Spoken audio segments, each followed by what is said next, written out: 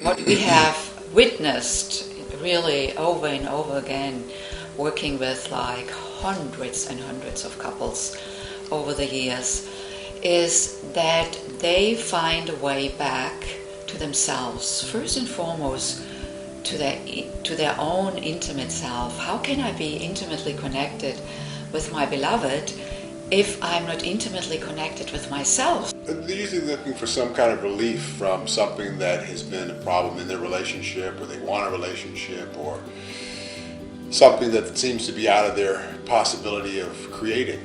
You know, some couples come really at the brink of separation, divorce. They may come to us as a last resort, or some couples come, they are happily married, or they are in a really great love with each other in their relationship. However, you know, perhaps the kids have left for college. It's time for them to reconnect on an intimate, including sexual level. So doing the work with Freddy and Elsbeth, I started to clear out old baggage. I even found a inner confidence that I didn't even know that I had. I started coming alive. I was first introduced to these practices when I was 13 years old. I was living in the beautiful islands of Hawaii with my dad, and I was going through my puberty, discovering the sexual side of my being. You know, he didn't make me feel guilty about masturbation. He gave me a book, and with it, the gift of knowledge. I was introduced to how to integrate meditation and sex ritual practices, if you will. And I kept doing these practices through college and my athletic days, and after college in my personal relationships. And that was how I was first introduced to this. I grew up in a very different environment. I wish I would have had a dad who would have given me a book on sex consciousness. I came to the United States in my late 20s to do postgraduate work in music, and then moved on to get my doctorate in education. However, I was miserable in relationship. I had this pattern of attracting unavailable men. And after a while, when I felt despaired and hopeless about never having lasting intimacy in my life, I decided to really delve into the practice of Tantra. That got cleared, and in place what showed up was trust in myself, trust in men. And then 6 months later, Freddy Zental came into my life.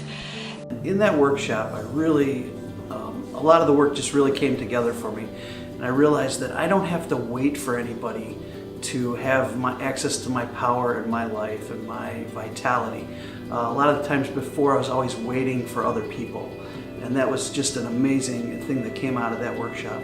And that is where I find where we distinguish ourselves. It's like, here is a couple that lives and breathes the practices and shares that from couplehood, present at the same time. You know, this is where I love that when we teach, Freddy speaks from the masculine side, I speak and listen from the feminine side, and that is where our clients can get themselves. We love this practice of sharing with others a familiarity that they've forgotten in terms of how they can really create their own lives and be totally at choice in their life, and be happy and creative. So now I have a deeper love for myself, and I'm also open to love.